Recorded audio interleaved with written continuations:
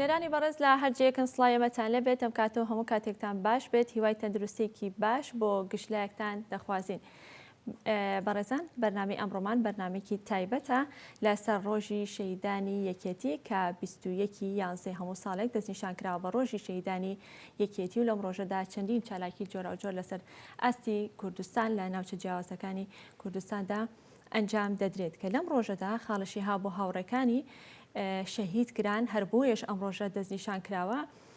لەبەر ئەوەی کە یەکێتی نیشتیمانی کوردستان زیاتر لە 21,000 شەهیدی هەیە ئەگەر بێت و ڕۆژانە یادی شەهیدەکان بکرایەتەوە ئەوە تەواوی ساڵەکە هیچ ڕۆژێک نەدەمایە کە یادی شەهیدانی تێدا نەکرێتەوە هەر لەبەر ئەوەیە کە ڕۆژێک دەستنیشان کراوە. جا ئەمڕۆ جگەلەوەی کە باسی یادەکە دەکەین لە هەمان کاتیژدا باز لە داواکاری و ماف و امتیازاتەکانی کەسوکاری شەهیدان دەکەین بزانین لە ماوەی ڕابردوودا چیان بۆ کراوە پێویستە لە داهاتوودا چیان بۆ بکرێت. یەکێتی نیشتیمانی کوردستان لە پلان و بەرنامەیدایە کە لە داهاتووە چیتر بکات بۆی کە خزمەتی زیاتری کەسوکاری شەهیدان بکات. سەری ڕێز و ناوازشدا دەنوێنین بۆ سەرجەم شەهیدانی کورد و کوردستان و لە نێویاندا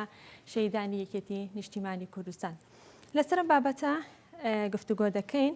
بە میوانداری فەرمان شێد حسێن کە بەڕێزیان ڕاوێژکارن لە مەکتەبی شەهیدان و تێکۆشەران. کاک فەرمان بەیانی باش و بەخێر. زۆر سپاس هەموو کاتی جەنابتان. زۆر سپاس. کاک فەرمان سەرەتا لەم ڕۆژەدا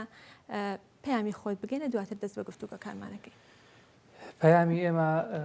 پەیامی ئەو کەڵە پیاوانەیە کە لە ڕۆژانێکی ئەنگوستە چاوی تاریک و ناڕۆشنی سەردەمی خەباتە پەیامیاندا بەگوێ هەموو مرۆڤایەتی و گەلی کورد و باشووری کوردستان پەیامی دروشمی کەم ژیان و کەڵ ژیان. ئێمە هەر لە ژێرم تایتڵیانم دروشمە پەیامی خۆمانەگەێنین بە یادکردنەوەی ڕۆژی شەهیدی یەکێتی وە هەموو ساڵێک ڕۆژی 21 یانزەی هەموو ساڵێکمان کردو بە ڕۆژی شەهیدان بۆ ئەوەی جارێکی تر بە خۆداچوونەوە خزمەتکردن بەرەو پێشچوون گەشەپێدان و خزمەتکردن و ئاوردانەوە لە کەسوکاری شەهید و خۆتەرخانکردن بۆ سەرچە ماف و ئیمتیازاتەکانی کەسوکاری شەهید ببێتەوە هۆی ئەوەی کە جارێکی تر هەم ئاشتبوونەوە هەم جۆرێک لە ئاوێتەبوون لە نێوان ئێمە کە کەسوکاری شەهیدین و هەموو کەسوکاری شەهید و نەوەی شەهید و خێزانی شەهید و بنەماڵی شەهیدان. باشە کاک فەرمانکەواتە ئاماژ لە دیاریکردنی ڕۆژێک بۆ شەهیدانی یەکێتی تەنها ئەوە نییە لە قسەکان ئاماژەت پێدا تەنها ئەوە نییە لەم ڕۆژەدا یاد بکرێتەوانێ بەڵکوەوەتە ئامانجی تری هەیە یاخود ئەنجامی تری هەیە ئامانجەکان چین؟ هەڵبەتە ئێمە مەکتەبێکمانەی بە ناوی مەکتەبی شەهیدان و تێکۆشەران لەو مەکتەبە بەردێکمانەیە بە ناوی بۆردی شەهیدان و جینۆساید کراوان. ئەو بۆردی ئێمە تەخسیس کراوە بۆ ئاوردانەوە یان تێکۆشان بۆ سەرجەم ماف و ئیمتیازاتەکانیان بۆ سەرجەم هەموو غەمەکانی کەسوکاری شەهید و نەوەی شەهید و بنەماڵەی شەهیدان. بەڵێ ئامانجەکان گشتگیرن، ئامانجەکان ئامانجی پەروەردەین، ئامانجی ئابوورین، ئامانجی سیاسین، ئامانجن بۆ خزمەتکردنی سەرجەم کۆمەڵانی خەڵکی کوردستان لە ناوی شوێنە چینی کەسوکاری شەهید و بنەماڵەی شەهید و خێزانی شەهیدان. و ئەتوانم بڵێم بۆردی شەهیدان تا ئێستا لە ئاسی ئەو تەموحە بووە کە کەسوکاری شەهیدان و پێشمەرگە و کەمەندامانی سەنگەر چاوەڕانی بوون چونکە بەو سەلاحەتەکەمەی کە ئێمە هەمان بۆیان بەو ئاستە باڵای داواکاری کەسوکاری شەهیدان تا ئێستا بەدەم داواکارەکانەوە ڕۆشتوین و بەردەوام بووین لە خزمەتکردنی کەسوکاری شەهید و ئامانجەکانی ئێمەش لە پێناوی خزمەتکردنی کەسوکاری شەهیدە لە پێناوی خزمەتکردنی کوڕ و کچی شەهیدە لە پێناوی خزمەتکردنی دایکی شەهید و باوکی شەهید و کەسی لە یەکی شەهیدە. دواتر بە وردی باس لە ئەرک و کاری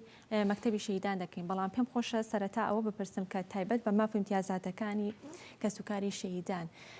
لە ڕابردوودا زیاتر حیزب بە ئەرکی خۆی دەزانی خۆی هەڵدەسا بە ئەرکەکان و ئەو ئەرکانی جێبەجێ دەکرد بەڵام دواتر بڵێ چۆ لای حکوومەت دیاوەتا وەزارەتێ بەناوی کاروباری شەهیدان و فەلکراوان هەڵدەسێ بەم ئەرکانە کەسوکاری شەهیدان بۆ ئێستا لەو ماف و امتیازاتانە ڕازین؟ لە ڕاستیانە خێر چونکە بەشێکی توانم بڵێم گلەیەکە دێتەوە بەلای ئێمەی یەکێتی نیشتیمانی کوردستان و کۆ حیزب چونکە دەبوو پۆستی یان وەزارەتی شەهیدان و ئەلفەلکراوان پێشەم بوو ئەحزابەکانی تر لەگەڵ ڕێزم بۆ بەخودان و خەباتی هەموو ئەحزابەکانی تر لە کوردستان پێشەم بوو ئەحزابەکانی تری کوردستان پشکێکی نیشتمانی کوردستان بە یەکێتی دەبوو وەکو هەموو پۆستەکانی تر پۆستە سیادەکانی تر و پۆستی داوا کردایەتەوە بۆەوەی کە لە ڕابردووە لە داهاتوو لە ئێستش خزمەتی چۆن کردو لە ڕابردوو لە داهاتوو لە ئێستش خزمەتی پێ بکاتەوە پۆستە بەڵام بەداخەوە لە پاکێجەکانی حکوومەت تیمی حکوومەت بە باشی زانیەوە کە ئەو پۆستە بۆ هەواڵ و بۆ حیزبەکانی تر بێ هەڵبەتە بەشێک لە گلەکانی ئێمە لەوەیە کە وەزارەتی شەهیدان یان وەزارەتی شەهیدان و کاروباری ئەلفەلکراوان کۆی هەموو غەمی کەسوکاری شەهیدی هەڵنەگرتووە نەکەوەی کەم تەرخەم بووە بەشێکی ئەوەیە کە سەلاحاتیانەوەی ئەوانیش مەسەڵەن بەهۆی بارودۆخی دارایی بەهۆی بارودۆخی ئابووری کوردستان بەهۆی قەیرانەکان بەهۆی شەڕی داعشەوە ئەوانی سەلاحات و دەستکراوەیان تاوڕادێ بەڵام کەسوکاری شەهید گلەی هەیە لەوەی کە ماف و ئیمتیازاتەکانی وەکو پێویست بۆ دابین نەکراوە هەر لە بەرزکردنەوەی ئاستی بژێویان هەر لە دیاریکردنیان پێدانەوەی سولفەی زەواج پێدانەوەی سولفەی خانوبەرە پێدانەوەی قەرزی بچووک بە پێدانی نمرەی کەسوکاری شەهید لە هەموو ئەم سێکتەرانە سێکتەری پەروەردە سێکتەری ئابووری سێکتەری حکومی سێکتەری کۆمەڵایەتی دیاریکردنی بیمەی کۆمەڵایەتی بیمەی تەندروستی بۆ کەسوکاری شەهید بۆ بەخێوکاری شەهید بۆ بەخێوکاری دایک و باوکی شەهید بۆ هەموو ئەم سێکتەرانە نەخێر کەسوکاری شەهید ڕازی نین چونکە دەکرێت ئێمە هەمیشە خزمەتکردنی کەسوکاری شەهید لە ئەولەوێتی کارەکانی حیزب و حکوومەتیش بێ لە هەر ئۆرگانەیان لە ئەحزابێک بێ ئێمە کوردی نیشتیمانی کوردستان ئەمە بە تایتڵی سەرەکی خزمەتکردنی خۆمان زانیوە و هەم لە تیمی حکوومەت هەم لە تیمی حیزبی بۆ بەدەمەوەچوونی کەسوکاری شەهید و خزمەتکردنیان تا کاتە دەتوانین بڵێن ماف و ئیمتیازاتەکانی کەسوکاری شەهیدانی یەکێتی بە دیاریکراوی ئەو کات باشتر بوو کە لە لای دەستگای شەهیدان بوو وەک لە ئێستا کە لە حکوومەتایە با بە جۆرێکی تر پرسیارەکە تەفسیری بۆ بکەین ئێمە پێمان وایە کادری یەکێتی یان ئەگەر پۆستەکە پۆستی یەکێتی وایە وەک چۆن ڕابردوو سەرماندوومانە دڵنیای لەوەی کە خزمەتی زیاترمان پێکرا و خزمەتی زیاترمانە کرد هەرچەند دەستخۆشی لەو هەواڵانە چ لە جەنابی وەزیر و چ لە ڕاوێژکارەکان و مدیرعامەکانی ناوەزارەتەکەین بەڵام ئێمە پێمان وایە کە ئێمە زیاتر لە 20,000 شەهیدمان هەیە و ئەگەر ئێمە بە دیراسەیەکی وەر پۆستی شەهیدانمان لا وایە بە دڵنیاییەوە ڕەنگە لەم قۆناغا و هەموو گلەیە کە ڕۆبڕووی وەزارەتی شەهیدانیان هەموو گلەیە کە کەسوکاری شەهیدی سەنگەریان کەسوکاری شەهید ئەیکات ڕەنگە و گلەیانەمان توش نەبووە و ئەو گلەیانە بۆ ئاستە باڵان نەبووە کە ئێستا هەیە لە هەموو سێکتەرەکانی خزمەتکردن لە کوردستان. بڵێ دەستخۆش. کاک فەرمان ئەچینە لای ڕاستەوخۆکان هەڵبەت ئەمڕۆ چەندین چالاکی لەسەر ئاستی کوردستان ئەنجام دەدرێت دەچینە لای هاوکارانمان پەیامنێران کە بەشێک ڕاستەوخۆ لەگەڵمانن لە ئەمەڵبەندیەکی پێشمەرگەوە ئەمڕۆ چالاکی تایبەت بە ڕۆژی شەهیدانی یەکێتی بەڕێوە دەچێت سڵاو لێبێت بانیت باش چالاکیەکان چین بۆمان بگوازیتەوە. بەڵێ دیارە پەیامنێرمانیە تەنها چالاکیەکان بۆ ئێوە دەگوازینەوە. کوردستان دایهێنا و دایناوە بە ناوی ڕۆژی شەهیدانی یەکێتی نیشتیمانی کوردستان. بۆیە لێرەوە بە ناوی سەرکردایەتی یەکێتی نیشتیمانی کوردستانەوە سەری ڕێز لە بەردەم ڕوحی بەرز و پیرۆزی شەهیدانە دائەنوێنین و دووبارەی ئەکەینەوە و ئەیڵێین ئەوەی بەدەست هاتووە لە ڕابردووە تەنها و تەنها بە خوێنی شەهیدەکان بووە. ئەوەی لە ئێستاشە هەیە هەر لە سایەی خوێنی شەهیدانایە. ئەوەی لە داهاتوو شادێتە دیسانەوە لە سایەی خوێنی شەهیدانایە. هەڤاڵان یەکێتیەکەتان یەکێتی نیشتیمانی کوردستان کاروانێکی دوور و درێژی خەباتی بڕیوە لەم کاروانە نەپساوە خەباتەیدا سەدان شەهیدی کردوتە قوربانی و هەزاران شەهیدی کردوتە قوربانی بۆ ڕزگاری نیشتیمانەکەی. بەڵێ خەباتی یەکێتی لە پێناو ڕزگاری نیشتیمانیا بوو. تواندرام ئاواتە بەدی بێ لە شاخ شۆڕشمان لەم پێناوە کرد. ڕێخستنهێنیەکانمان لە ناو شارەکانە گیانی خۆیان دەبەخشی لە پێناوی ڕزگاری نیشتیمانیا. ئەوی ڕۆژێ خەبات ئەوەندە گەرم بوو لە لای لاوەکانمان لە لای کچان و کوڕانیش وڵاتەکەمان گیان زۆر هەرزان بوو لە پێناو نیشتیمانە کاتێکش کە یادی ئەو قوربانی دانە گەورانە ئەەکەیتەوە میلەتەکەمان لە پێناویە داوێتی بۆ ڕزگاری نیشتیمانی ئیمڕۆژ بە هیمەتی هەمووتان بە تایبەتی ئەسکەرەکان پێشمەرگەکان ئەبێ بزانین ئەم سەرکەوتنانە ئەم ڕزگاریە چەندی خوێن ویسووە تا گەیوەتە ئێرە لەم دوایەش چێی خۆیەتی لێرە بڵێم لیوای جارانی 102 ئێوە بوون قوربانی دەری ڕاستەقینەی پاراستنی نیشتیمان ئێوە 34 شەیدتان بەخشی لە شاری کەرکووکە ئێمە زۆر قسەمان هاتە سەر بۆچی یادی شەیدەکانی ڕۆژی 16 ئۆکتۆبەر نەکەینەوە لەم لیوایە پێمان وایە هەموو شەیدەکانی ترش چاویان لە ڕۆژی یادکردنەوەیان بوو بۆیە پێمان باش بووە وەکو مەڵبەندی پێشمەرگە سیاسەتی ئێمە وایە ڕۆژی شەهید لای ئێمە ڕۆژی شەهیدە ئەمڕۆ کە 21 یانزەیە دانراوە بە ڕۆژی شەهیدان هەمومان لە پێناو ڕۆحی بەرزی شەهیدەکانە دێینە کۆ ئەبینەوە بەشداری دەیان مەراسیم بکەین و هەر لێرەشەوە ڕووی دەمم دەکەمە حکوومەتی هەرێمی کوردستان پێیان دەڵێم ئەمڕۆ داواکاری کە سوکاری شەهیدان وەرگرن و دراسەی بکەن و قبوڵی بکەن چونکە ئەمڕۆ ئەو ڕۆژە بۆیە دانراوە بۆ ئەوەی کە سوکاری شەهیدان نەوەی شەهیدان گەنجان کە دڵنیام مەکتەبی شەهیدان و تێکۆشەرانیش ئەو بەرنمەیەیان هەیە ئەمڕۆ لە سەعات 10:30 لە گۆڕستانی شەهیدان داواشتان لێکەم بەشدار بن هەمووتان لەوێش چونکە هەرچەندێک ماندوو بن بۆ ڕۆژی شەهید هێشتا کەمە هێشتا هیچمان نەکردووە بۆیە داوام وایە ئەو مەکتەبەش دڵنیام کە نووسراوی خۆیان بۆ داواکاری کە سوکاری شەهیدان ئاراستەی حکوومەتی هەرێمی کوردستان و بەرپرسانەکەن بەڵام ئێمەش لێرەوە ئەڵێین کە سوکاری سەربەرزی شەهیدان ئێمە وەکو مەڵبەندی ڕێخستنی پێشمەرگە وەکو هێزی پێشمەرگەی کوردستانش وەکو ئێوە وارسی ڕوحی شەهیدەکانین ئەوەی پێشمان بکرێ لە پێناو بەدەسێنانی ئەو ئامانجانەی کە ماوە بۆ کە سوکاری شەهیدان درێغی ناکەین و درێغیشمان نەکردووە لە ڕابردووە چونکە یەکێتیەکەتان ناوی بەخۆیەوەیەتی ناوی حیزبی شەهیدانە و بەڵێنشمان داوە لە ڕێگای حیزبی شەهیدان لا نەدەین و ئەم حیزبە کە بە خوێن هەتا ئێرە هاتووە لە داهاتووە هیوادارم تووشی هیچ هەڵە و گرفتێکی تری شەڕ نەبین بەڵام ئەوەش بزانن ڕۆڵەکانی یەکێتی نە لەوە ترساون شەڕیان توش بێ نە لە شەڕش سڵیان کردووە هەر وەک دەڵێن لە ئاشتیشە ئێمە کۆتری سپین بەڵام لە شەڕیشە معلومە پڵنجێکی چنگ بە خوێنین کە هیوادارم جارێکی تر شەڕ بەرۆکی میلەتەکەمان نەگرێ هەموو لایەنە سیاسیەکانش لەسەر مێزی گفتوگۆ دابنیشن ئەو گرفتانەی هەیە چارەسەری بکەن و چارەسەری گرفتەکانش معلومە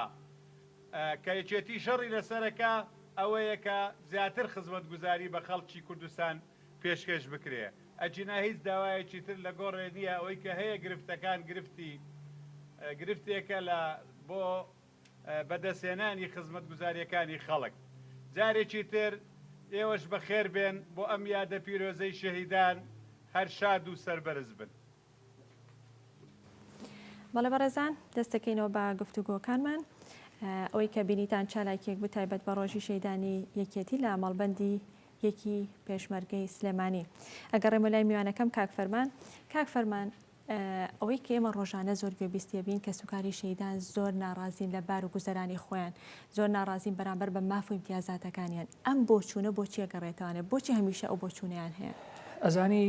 ئێمە بەچووکی نەکەینەوە تەنها لە چوارچێوی شەهیدانی یەکێتی نیشتیمانی کوردستان و حیزبێک یان لایەنێک خەڵکی کوردستان بەعام ناڕازیە چونکە لە ئێستادا داواکارەکانی خەڵکی کوردستان لە ئاستێکی باڵایە و خزمەتکردنەکان لە ئاستێکی ئەتوانم بڵێم خوار وەسەتیشە لە حقیقەتا کە سوکاری شەهید نەوەی شەهید یان بنەماڵە و خێزانی شەهید ئازیزترین کەسیان لەدەستداوە و هەمووشمان ڕزانین کە لە دوایی ڕاپەڕینە مەزنەکەی گەلەکەمان ئەوانەی کە بوون بەهۆی داینەمۆی ئەو شۆڕشەوە بنبەستگەشتنی شۆڕشی نوێگەلەکەمان بێگومان شەهیدان و کەسوکاری شەهید و پێشمەرگە بوو و کەسێکیش ئازیزێکی لە دەستدا من دڵنیام لەوەی کە لە هەر وڵاتێکی تر وایە دەبواە شایستەترین ژیانی بۆ فراهم بکرایە بەڵام بەداخەوەی کە تا ئێستا هەیە ئەوەشی کە هەبوو نەماوە کەسوکاری شەهید لێرە دەزانێت کە دەستگای شەهیدانی عراقی یان حکوومەتی عراقی یان حکوومەتی ناوەندی چۆن خزمەتی کەسوکاری شەهید دەکات چۆن سولفەی درێژخایەن و کورتخایانی هەیە چۆن بیمەی تەندروستی بۆ فراهم کردووە چۆن نمرەی بۆ خوێندنی باڵا بۆ کردی پەروەردە بۆنەوەی شەهیدان دابین کردووە چۆن شوقە و خان و ئەرز و زەوی ئیفراز کردو بۆ کەسوکاری شەهید هیچ داوای کراوە کە شەهیدانی هەرێمی کوردستان بچێتە سەر دەستگای شەهیدانی عێراقی بەشێک لەوەی کە منە لەم خۆزگە تیمی حکوومەتی ئێمە رازی نەبووایە وەزارەتی شەهیدان لایەکێتی نەبێ لای حزبێکی تر بووایە ئەوەیە کە تیمی پێشووتوری حکوومەت و بە تایبەت وەزارەتی شەهیدان کە لە دەستی هەواڵانی ئێمە بوو بۆ ماوەی زیاتر لە 3 ساڵ بە تەواجودی بەڕێز وەزیری شەهیدانی ئەو کات کە پشکی یەکێتی نیشتیمانی کوردستان بوو هەوڵێکی زۆریاندا تێگەشتنێکی توانم بڵێم بە ئاعترافی خۆیان تا 180 گەشتە نەتیجەی ئەوەی کە یەخستنێک هەبێ بۆ موچە و ئیمتیازاتی کەسوکاری شەهیدی حکوومەتی فیدراڵ و هەرێمیش هەموو ئوسولفە و ئەو پێداویستی و خزمەتگوزارانەی لە حکوومەتی فیدراڵ پێشکەش بە کەسوکاری شەهیدی مستحق ئەکرێ لێرەش بە هەمان ئیمتیاز کەسوکاری شەهید هەم قەرەبوو بکرێنەوە هەم برە و گەشە بەژیان ئەمەدرێ بەڵام بەداخەوە تا ئێستا پێم وابێت لەم کابینی حکوومەتی هەرێمی کوردستان نەچوونەتەوە سەر هەمان سکەی دیالۆگ و گفتوگۆ بەوەی کە بزانینە گفتوگوانە بە کێ گەشتون و نەتیجەکەی چی بووە ئەو گلەیانشی کە کەسوکاری شەهیدەکە بەشێکی ئەوەیە کە کابینەکەی ئێستا ڕەنگە لە ئاستی کۆی تمۆحاتی خەڵکی کوردستان نەبێ بۆیە داواکاریان زیاترە مەخسووسەن کەسوکاری شەهید و پێشمەرگە کە بنەما و بنەڕەت و داینەمۆی ئەم حکوومەتەن و داینەمۆی شۆڕشی بوون بۆ گەشتن بە ئامانجەکانمان بەدڵنیایەوە دەبێت باشترین خزمەتیان بکرێەوە نەکرد باشترین خزمەتمان نەکردوون کەم تەرخەمیش بەدەست ئەگەر شەهیدانی هەرێمی کوردستان بچێتە سەر دەستگای شەهیدانی عێراقی چ ئامانجێکی بێت یاخودەوە تا چ گرنگیەکی بێت بۆ کەسوکاری شەهیدان بژانەوەیەک ڕوودەدا لە ژیانی ئابووری پەروەردەیی تەندروستی کۆمەڵایەتی هەر بنەماڵەیەکیان خێزانێکی شەهید بە دیاریکردنی مینحەیەکی باڵاتر لە کوردستانێ بە دیاریکردنی بیمەی تەندروستی بە دیاریکردنی سولفەی زەواج بە دیاریکردنی پێدانی قەرز و سولفەی خانوبەرە قەرزی درێژخایەن بە دابینکردنی بیمەی کۆمەڵایەتی و تەندروستی وتمان بە دیاریکردنی لیژنەیەک لە وەزارەت تەخسیس کرابێ بە چاودێری کۆمەڵایەتی و حاڵی دەرونی کەسوکاری شەهید و لە ناویشیانە لە تەنیشت کەسوکاری شەهیدی سەنگەر کەسوکاری شەهیدی جنۆسای کراوەی کیمەبەران و ئەنفال ئەمانە بۆ خۆی هەمووی دەستکەوتە بە حکوومەتی عراقی و ئێمەش داوای ئەومان کردووە کە هەموو ئەم دەستکەوتانیان هەموو ئەم خاڵانی کە باسمان کرد لە وەزارەتی شەهیدان هەبێ و بۆ ئەوەی کەسوکاری شەهیدیش هەست بەوە بکا کە لانی کەم تەرخەمی بەرامبەر ناکرێت لانی کەم نازێکی هەڵەگیرێ لانی کەم خزمەتێکرێت لەو کابینەی کە ناوی کابینەی حکوومەتی هەرێمی کوردستانە بۆ ئەوەی ئاهێک بین بۆ ئەو کۆستە گەورەی کە کەسوکاری شەهید و کەسوکاری جنۆسای کراوەی کیمەبەران و ئەفەرکراوان پێیان گەشتووە بەڵام ئەتوانم بڵێم تا ئێستا حکوومەتی هەرێمی کوردستان و کابینەکەی حکوومەتی هەرێمی کوردستان نەیتوانیوە کە خزمەتێکی باش و باڵای کەسوکاری شەهید بکە و لە ئاست تمحەکانی کەسوکاری شەهید نەبووە هەرچەندە لێرە و لەوێ خزمەت هەرکراوە هەرەکرێ و کاروانی خزمەت هەر بەردەوامە بەڵام لە ئاست تمحەباڵەکانی کەسوکاری شەهید نەبووە. بەڵێ باشە شەهیدانی دەستی تیرۆر شەهیدانی دەستی داعش ئەوان مەلەفەکانیان چۆتە سەر وەزارەتی شەهیدان ئەوەی من ئاگدار بووم بەڵێ ئەوەی من ئاگدار بووم وەزارەتەڵێ بڵێ چۆتەوە سەر وەزارەتی شەهیدان بەڵام وردەکارێکی دەقیق تا ئێستا ناتوانم ڕووکردنەوەی زیاتر بدەم چکە وەزارەت وتەبێژی خۆی هەیە و ئەوەی کە من بەدوای چۆنم کردڕۆ بڵێ چۆتەوە سەر وەزارەتی شەهیدان لە وەزارەتی پێشمەرگەوە چۆتەوە سەر وەزارەتی شەهیدان بەڵام بە دقیقی پێم باشە خۆیان جوابی ئەو خاڵە بنەوە ئایا چۆتەوە بەڕاستی یان نەچۆتەوە چکە لێرە لەوێ دەبیستین کە هەندێک لە کەسوکاری شەهید گلەیان هەیە کە هێشتا موچەکانیان منحەکانیان وەکو پێویست بۆ سەرف ناکرێ و نەچێتەوە سەر وەزارەتی شەهیدان بەڵام ئەگەر نەشتوو بێ من داوام وایە کە لەو تیمەی حکوومەت و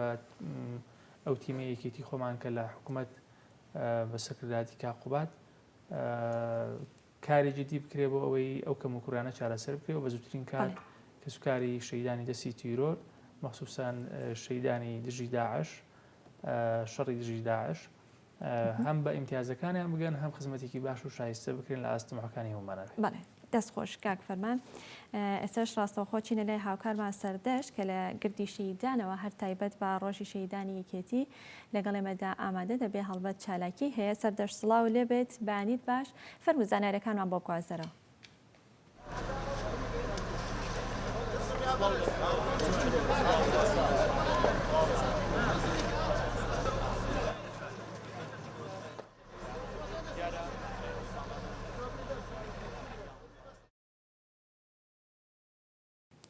بەڵێ دیارە کێشەیەکی دەنگمان هەیە لەگەڵ کاک فەرمانە بەردەوام بینە تا و کاتی کە گرفتەکە چارەسەر دەکرێت و دەگەڕێنەوە لای سەردەشت. کاک فەرمان لە ڕووی ماف و ئیمتیازاتەکانەوە لە ڕووی موچەکانەوە هیچ جیاوازیەک هەیە لە نێوان شەهیدەکان لەسەر ئاستی هەرێمی کوردستاندا؟ هەیە. چۆن؟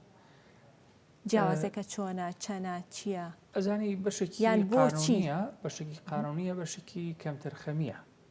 ئەوەی کە قانونیە فعلەن پلەدارێک کە شەهید دەبێ بێگومان لە ئیمتیاز و لە موچەکەش هەر ڕاژەی خزمەتکردنەکەی یان ڕاژەی پێدانی مینحەکە جیاوازی هەیە. ئەوەشی کە ئیهمالیە ئێمە باگلەکانمان لە خۆمان بێت تیمی حکوومەتی ئێمەیان ئەو برادرانی ئێمە لە حکوومەت بەشێکیان کەمتەرخەم بوون لەوەی کە موچە و ئیمتیازی کەسوکاری شەهیدی یەکێتی بە تایبەتی وەکو موچە و ئیمتیازی کەسوکاری شەهیدی پارتی لە ڕووی پلە لە ڕووی پێدانی پلە لە ڕووی گۆڕانکاری پلەکان چەند ساڵ جارێک گۆڕانکاری بەسەرا بکرێت. من خۆم بەشێکی زۆر لە کەسوکاری شەهید شایدی ئەوەن کە زیاتر لە 200 و ئەوەندە شەهیدی سەنگەر لە پێشم کابینەیە لە کابینەی پێشوو لە هەواڵانی ئێمە کە شەهید بوون هەمویان پلەدار بوون لە ئاسی فەرماندە و پلە باڵەکان هابوون. زیاتر لە 3 مانگ پلەکانیان بۆ بەسترا و مینحە و موچەکانیان زیادی کرد بەڵام بە بڕیارێکی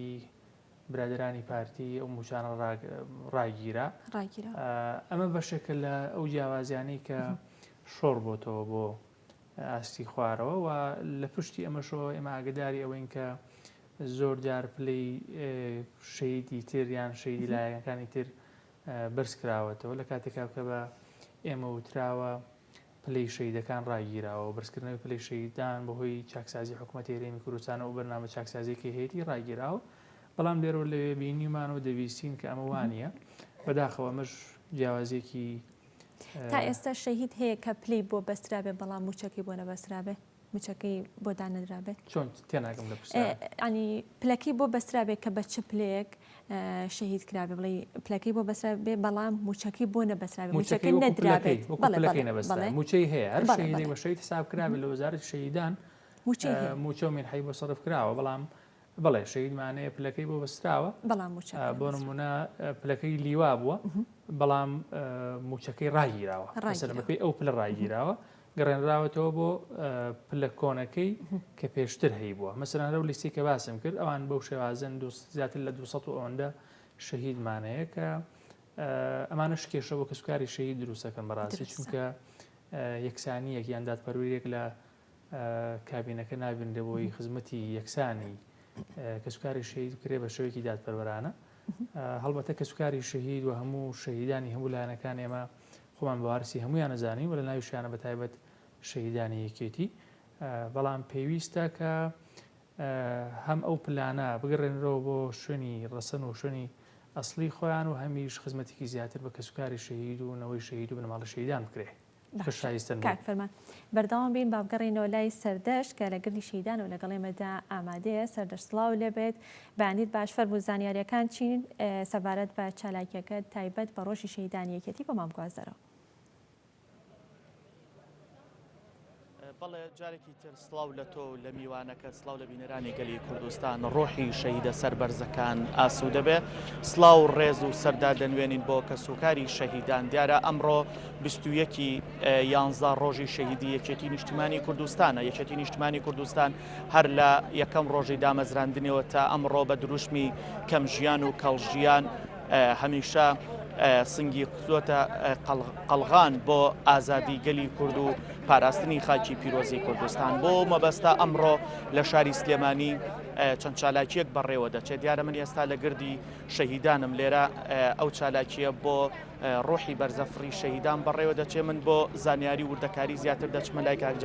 کاکجەوابگەر بیتە ئێرەوە سڵاوت لێبێ سڵاو لە ڕۆحی پاکی شەهیدان پێمان بڵێ ئەمڕۆ چالاکیەکان چۆنە و چی دەبێت لێرە سەرەتا سەری ڕێز و نەواژ بۆ مامی کۆچکردومان ڕۆحی شاد بێت ئەمڕۆ 11 بە هاوکاری مەکتەبی شەهیدان مەڵبەندی ڕێخستنی سلێمانی مەراسیمێکی شایستە لە ئاز گەورەی شەهیدانە ڕێک دەخات لەسەر مەزاری شەهیدان ئەمڕۆ لە گردی سەیوان چالاکیەکان بریتێ لە وتاری مەکتەبی سیاسی وتاری مەڵبەندی ڕێخستنی سلێمانی پاشان دانانی تاجە گوڵینە لە سەر مەزاریان هەر لایەن کەسانی مەکتەبی سیاسی و سەرکردایەتی یەکێتی نیشتیمانی کوردستان ئەوەی کە ئەمڕۆ لێرە بەڕێوە دەچێت تەنها لە گردی شەهیدان یاخود لە مەکتەبی شەهیدان و مەڵبەندیش هیچ مەراسیمێکی بەڕێوە دەچێت دیارە مەڵبەندەکانی تر زۆربێک چالاکی لە شوێنی خۆیان ئەنجامەدەن بۆ ئەو بۆنەیە بەڵام ئەوەی کە ئێمە وەکو مەڵبەندی ڕێسانسی لە پرۆتۆکۆڵی ئێمە تەنها ئەم مەراسیمەمان هەیە ئەمڕۆ لێرە ئەمەوێ ئەوە بڵم کە ئێستا لەوانەیە کە سوکاری شەهیدان چاوەڕێنی ئەوە بن ئەو گرفتانی کە هەیەە بۆیان چارەسەر بکرێت ئەمڕۆ ئێوە فشار دەخەن یاخود هەڵ دەدەن هەر گرفتێکە بێ لەلایەن حکوومەتەوە یاخود لەلایەن یەکێتی نیشتیمانی کوردستان و بۆ کە سوکاری شەهیدان هەڵ دەدەن پەنجەم خەنە سەر و برینانە بەدڵنیایی ئەوانێ ئێمە ئەمڕۆ بە هەلێکی تری دەزانین وەکو یەکێتی نیشتیمانی کە هەمیشە لە بەرنامەیە بۆ داکۆکی کارێکی سەرسەختی بنەماڵە و کەسوکاری سەربەرزی شەهیدانە ئەمڕۆ دیارە لە وتاری مەکتەبی سیاسیە جارێکتر جەخت دەکەینەوانێت لە خزمەتکردنێکی زیاتر بە کەسوکاری شەهیدان و پەیاممان ئاڕاستەی حکوومەتی هەرێمی کوردستانەکەین بۆ بۆنەوە زۆر سواز بۆ زۆر سواز بەڵێ چنوور ئەمەوێ ئاماژە بۆ بکەم کە ئەوەی کە لە پشتی منەوەی ئامادەکاریەکان دەکرێت بۆ ئەوەی کە ڕۆژی شەهیدی یەکێتی نیشتیمانی کوردستان چالاکیەکان بەڕێوە بچێت دیارە وەکو کاکجەبار ئاماژەی پێکرد لێرە وتار دەبێ ئەمەوێ ئاماژە بۆ بکەم کەم ژیان و کەڵژیان لەو سەردەمە بووە کە کەسانێک سنگی خۆیان خستە بەر لولەی تفەنگی دوژمن بۆ ئەوەی کە داری ئازادی بەربگرێت و ئێستا ئێمە لە سایی ئازادیدا ژیان دەکەین دیارە هەرێمی کوردستان هەموو کورشایەتی ئەوادەن کە یەکێتی نیشتیمانی کوردستان تا ئەمڕۆ خاوەنی زۆرترین شەهیدە لەگەڵ ئەوەشدا زۆرترین شەهیدی سەرکردەی داوە بۆیە ناسناوی حیزبی شەهیدانی پێ بەخشراوە یەکێتی نیشتیمانی کوردستان دەیەوێت هەڵگری ئەو نازناوە بێ و لەگەڵ ئەوەیشدا دەیەوێت یعنی ئەو ناسناوە لە ئێستادا بەرجەستە بکات ئەمێ ئاماژە بکەم هەر ماوەیەک پێش ئێستا یەکێک لە فەرماندا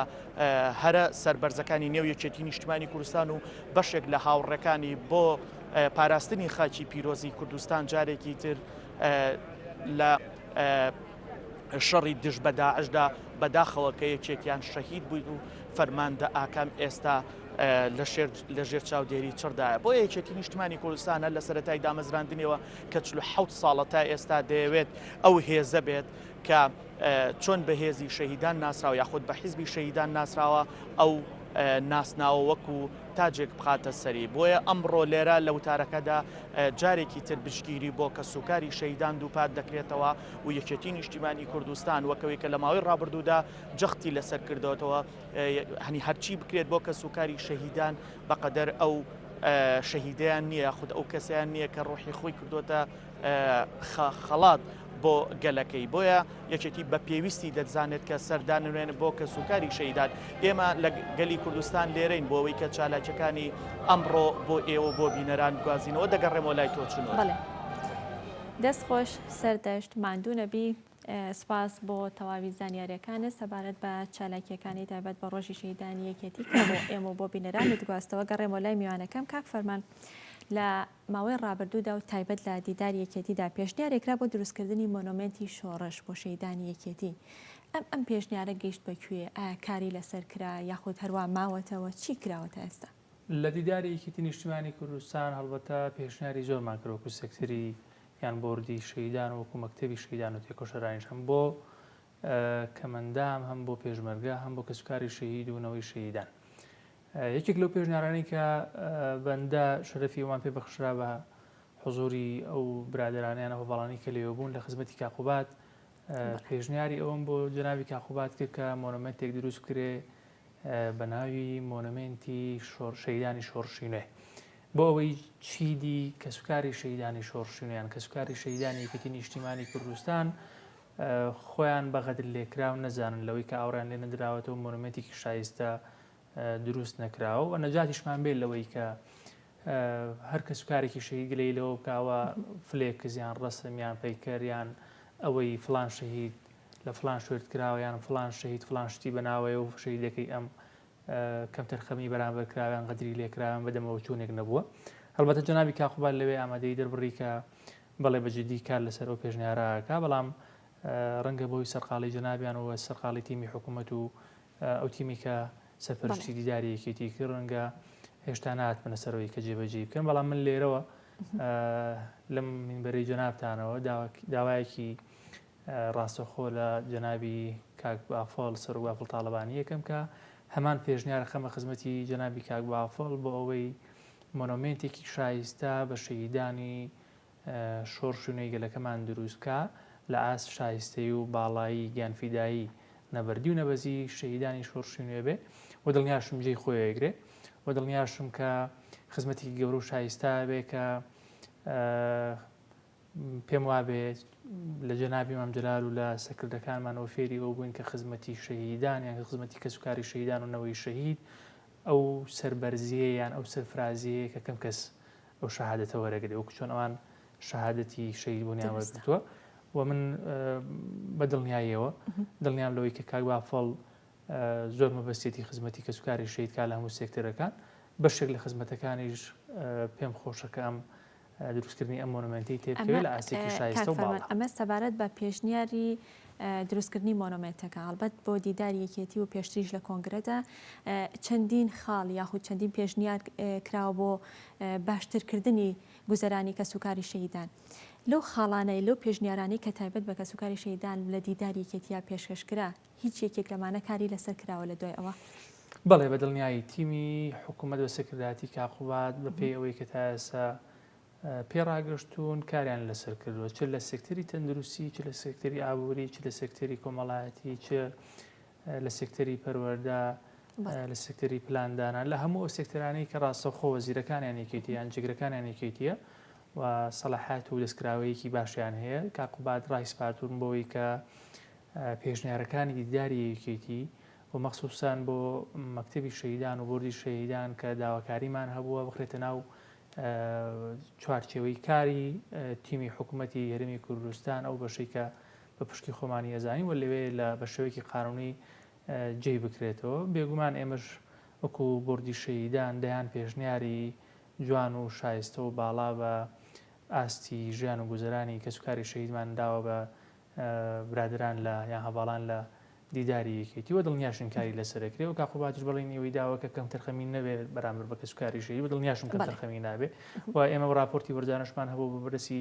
دەستەی کاریەڕ و جەنابی سەرۆکباف تاڵەبانی و دڵنیام بە دۆداچوونیان کردووە و ئاکامی ئەبێ و ئەنجامی ئەبێ لە هەموو سێکتەرەکانیش ئێمە ئەگەر ئیزن بدەی ڕوونی بکەمەوە ئێمە داواکاریمان مەکتەبی شەهیدان ئێمە وەکو مەکتەبی شەهیدان و تێکۆشەران و بە تایبەتی بۆردی شەهیدان و جێنۆسایی کراوان هەواڵان لەوێ ئەو کاتە کە دیداری یەکێتی کرا لیژنەیەکی تایبەت پێکێنرا بۆ ئەوەی ئەو داواکاریانەی کە ئێستا زەرورن بۆ کەسوکاری شەهید و بۆ لە ناوی شیانات ئەمەێکێتی خۆی بە وارسی هەموو شەهیدانی لایەنەکانی تری شەزانێەوە لە ناوی شیانە شەهیدانی جینۆساید و کیمیاباران و ئەنفال خۆشمان بە وارسی ئەوان دەزانین بەڕاستی. ئێمە لە دیداری یەکێتی راپۆرتێکی تێر و تەسلمان ئامادەکرد و هەواڵان لەوێ پێشکەشی جەنابی کاقوبات و تیمی سەرپەرشتی دیداری یەکێتیان کرد لە هەموو سێکتەرەکان لە سێکتەری حکومی حیزبی ڕێکخراوەیی تەندروستی کۆمەڵایەتی ئابووری خوێندنی باڵا کردی پەروەردە لە هەموو سێکتەرەکان ئەگەر بە کورتی سەرنجێک بخەمە سەری لە سێکتەری تەندروستی داوای ئەومان کردووە کە کەسوکاری شەهید سولفەی تەندروستی پێ بدرێ بۆ نەخۆشی بۆ چارەسار هەر بەس خێرایی بەسەریا بچینەوە و بیمەی تەندروستی بۆ بکرێ گێڕانەوەی پارەی تێچووی مەسەلەن ئەو نەشتەرگرانی کە ئیکایان ئەو حاڵەتە تەندروستیانی کە تووشی ئەبێ ئەمانە بەشێک لە بارگرانی ئابوورەکە یان دارایەکە لەسەر کەسوکاری شەهید نایڵە لە سێکتەری پەروەردەداوایەوە کردوکە 5 دەرەجەی کەسوکاری شەهید کە لە ڕابردوو هەبووە یان لە بۆ ساڵ یەکەم و دووەمی ساڵ یەکەمی خوێندن هەر خوێندکارێک دەرچوو بێ 3 دەرەجەی پێدراوە ئێمە و کەسوکاری شەهیدای ئەومان کردووە کە لە 3 بۆ 5 دەرەجە وەزارەتی پەروەردە بیدات بۆ خوێندکارانی کە لە 12 ئامادەیی کاتێکە قۆناغەکە تەواوەکەن بۆ ئەوەی کەسوکاری شەهید وەکو نازێک وەکو ئیمتیازێک وەکو خەڵاتێکی خۆیان سێری ئەو مەوزوع بکەن و لە بەشی خوێندنی باڵا ئێمە داوای ئەومان کردووە کە 100% کورسی خوێندنی باڵا بۆ ماستەر بۆ دیبلۆمی باڵا بۆ